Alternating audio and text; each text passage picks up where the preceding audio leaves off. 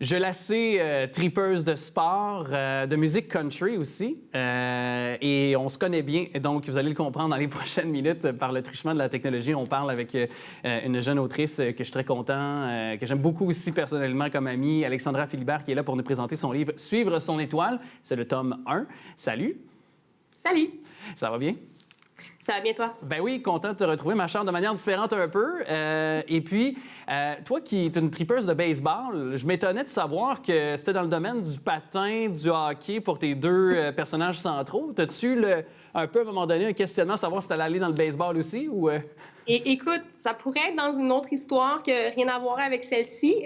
Par contre, ce livre-là existe, l'idée existe depuis peut-être une dizaine d'années. Puis, honnêtement, le hockey en faisait partie, mais le patin, c'est quelque chose qui est arrivé dans les dernières années. Okay. Ça faisait pas partie de l'histoire du tout. Puis là, j'ai trouvé que ça ajoutait plus de profondeur, fait que c'est venu s'ajouter à l'histoire. Et toi qui es une grande lectrice, je sais de plein d'affaires aussi. Est-ce que tu as écrit le livre que tu aurais aimé lire? Hein, tu comprends ce que ma question? Bien, oui et non, parce que le livre que j'aurais aimé écrire et lire, je l'ai déjà lu. C'est Marie Tempête de Dominique Demers qui m'a vraiment donné envie d'écrire moi aussi. Mais oui, j'ai écrit une histoire qu'on ne voyait pas nécessairement. Là, aujourd'hui, on en voit un peu plus des livres avec du sport dedans. Mais quand j'étais plus jeune, peut-être adolescente, je veux dire, on n'avait pas nécessairement des jeunes qui faisaient autant d'études que les athlètes, des choses comme ça. Fait que je suis allée un petit peu écrire dans ces eaux-là. Mais c'est beaucoup les personnages, je sais pas, sont arrivés. Puis j'ai commencé à écrire.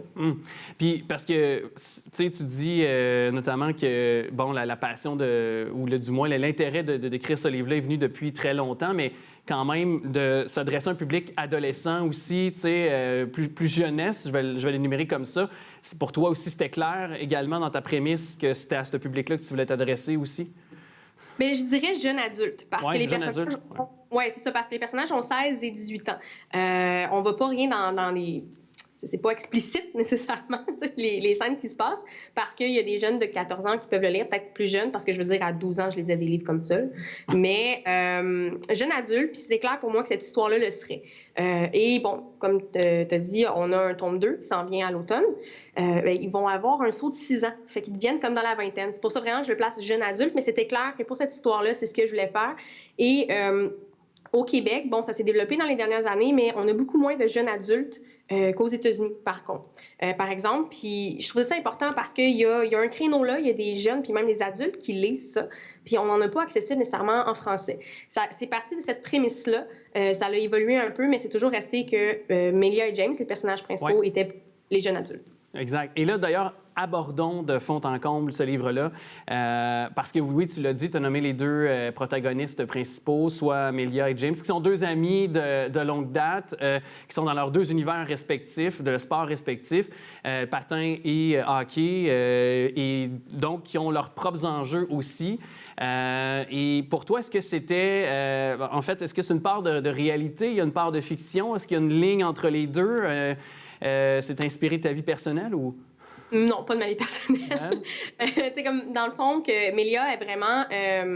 comment je peux dire ça? Son quotidien n'existe plus dans le sens que ses parents sont en plein divorce. Mes parents, ça fait 40 ans qu'ils sont mariés. C'est vraiment pas la même chose. Bon, c'est ça. Ses parents sont en plein divorce. Elle cherche un peu sa passion parce que oui, le patin est une passion, mais est-ce que c'est vraiment la sienne? Est-ce que c'est plus le rêve de sa mère? On joue là-dessus. Tandis qu'à côté, on a James, qui est son ami depuis pratiquement les couches. Ils se connaissent vraiment depuis très, très jeune. Lui, ça a toujours été clair, je vais devenir un joueur de hockey dans la Ligue nationale, c'est ce que je vise. Mais c'est pas parce que c'est clair, ce rêve-là, qu'il n'y a pas d'embûche ou de doute, justement. Puis je travaillais là-dessus pour que les personnages, c'est des jeunes, c'est des adolescents. Mais bon, il y en a un 18 ans, mais on reste adolescent, jeune adulte. Ouais. On a des thématiques, on a des doutes. Faire des choix pour le restant de nos vies, on va le dire comme ça, c'est pas nécessairement facile. Puis des fois, on fait des choix, puis on pense que c'est le meilleur choix à ce moment-là, mais ça se révèle que ce l'est pas non plus. Fait que c'était un peu de jouer là-dedans et comment, quand l'univers de Melia ou notre univers se détruit un peu, on va le dire comme ça, qu'est-ce qu'on peut faire, qui est alentour de nous, de jouer dans ces thématiques-là et bien sûr de rentrer un peu d'amour et de questionnement. Bon, c'est mon ami, mais là, qu'est-ce qui se passe? Il y a peut-être d'autres choses qui rentrent. Tout dans ces questionnements-là, je pense que de 16 à 18, on parle beaucoup de l'adolescence, qui est plein de questionnements, mais je pense que ce bout-là de vie aussi en a beaucoup. C'est là-dessus que j'ai voulu travailler. Ouais. Puis la pression parentale, tu sais, tu as dit le divorce, mais également, on l'a vu, il y a des histoires de sportifs, d'Olympiens qui ont eu un environnement qui a été toxique pour eux. Pour qui, peut-être, ce n'était pas le but. Il y a même un joueur de hockey, on a qu'à penser, je sais que ça fait un petit bout de temps, mais quand même, on n'est plus des petites jeunesses, toi puis moi, dans la trentaine. Alexandre Daigle, qui est un exemple patent, qui a joué dans la Ligue nationale, mais qui a eu de la pression de la part de son père, finalement. Mais à un moment donné, c'est pas la réalité de ce qu'il aurait peut-être voulu faire. Donc, il y a ce genre d'histoires-là qui sont dans l'actualité. Puis toi, c'est important pour toi de l'aborder, ça, aussi? Mais oui, parce que sans avoir fait nécessairement du sport à ce niveau-là, je suis une tripeuse de sport. J'aime le baseball, j'aime le hockey. J'ai toujours vu un peu aussi l'arrière-scène. J'ai travaillé aussi pour un championnat mondial de patinage de vitesse. On se rend pas compte à quel point les parents ou l'entourage peuvent vraiment mettre beaucoup de pression. Puis j'ai voulu travailler ça parce que ça a l'air bien beau qu'un jeune a du succès, s'en va peut-être aux Olympiques pour le patin ou va être repêché par une équipe de la Ligue nationale. C'est cool, là. Ouais. Mais il y a beaucoup de travail à l'arrière, il y a beaucoup de pression. Et juste quand on va voir un match de Pee-Wee, là, on voit des parents là, qui sont... J'ai même pas de mots pour expliquer à quel point ça n'a aucun sens. C'est des enfants.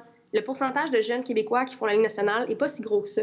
Je dis pas que ton jeune n'a pas de talent, c'est pas ça. Mais il y a comme une façon de l'encourager et de l'aider. Puis c'est pas toujours ça. Puis des fois, ils veulent juste faire c'est leur possible, mais c'est pas tout à fait la bonne chose. Non. Mais il y en a d'autres que c'est un peu intense, comme la mère de Mélia dans l'histoire, qui, elle, c'est comme non, c'est la première place, c'est rien d'autre. Si tu sais pas ça, c'est pas bon.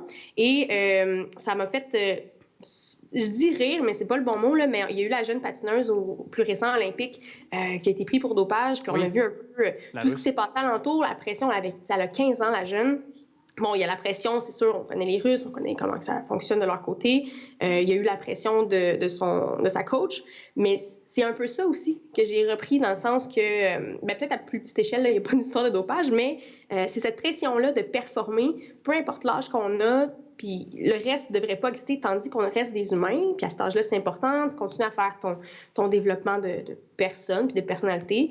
Fait que c'est là-dedans un petit peu, j'ai été jouée parce que parfois, on va voir un athlète qui va réussir de A à Z, mais on ne se rend pas compte que c'est hyper toxique. T'sais, combien d'athlètes ont des troubles alimentaires par la suite? Combien d'athlètes qui finissent plus tôt leur carrière et qui ne savent pas quoi faire après parce que tout a été mis dans ce panier-là? Le soutien psychologique aussi à ces jeunes, à ces athlètes-là, qui, des fois, est déficient également. Oui, exactement. C'est sûr que je ne suis pas allée trop en profondeur non plus parce que c'était pas ça la prémisse du livre non plus. C'est beaucoup la relation entre James et Mélia. Mais n'en reste pas moins que c'était important pour moi d'amener cette thématique-là de le sport, c'est pas si rose que ça tout le temps. Il y en a des belles histoires, il ne faut pas se le cacher. Du fun. À la base, il faut que tu aies du fun. C'est ça aussi. Oui. Puis la formule narrative, pour toi, c'était important pour toi aussi, ça, de la façon dont tu l'as abordé aussi? Oui, parce que je suis pas allée au jeu, je voulais pas me mettre dans la peau du personnage, même s'il y a des ressemblances, parce qu'il n'en reste pas moins que quand on écrit, il y a toujours un peu de nous qu'on met dans les personnages. C'est sûr. Mais c'était important pour moi d'être un petit peu dans la psyché autant de Mélia que de James, parce que leur côté toxique dans leur sport est différent. Ça se regroupe, là, mais ils ne vivent pas de la même façon. James, son père, et son agent aussi, comme on voit souvent dans ce niveau-là, parce qu'il est dans la Ligue junior majeure du Québec. Du côté de Mélia, c'est sa mère qui n'est pas entraîneuse, mais sa mère est super intense. Ouais. Veut que, faut que ça soit dans les standards, toutes ces choses-là. Fait que j'ai voulu vraiment faire, mais on voit un peu la psyché de 1, la psyché de 2, qui vont vraiment valser pour mieux comprendre que des fois, ils vivent des choses en même temps, des fois non, mais qui finissent par se rejoindre à quelque part aussi là-dedans. Là. C'est à retenir, c'est Suivre son étoile, le tome 1. Et là, le tome 2 s'en vient à l'automne. C'est ce que tu... À l'automne. J'ai pas de date pour l'instant, mais c'est sûr que c'est à l'automne. C'est juste que faut que je le finisse. Oui, Il me reste quelques chapitres à finir, à écrire. Après, j'envoie ça à l'éditeur.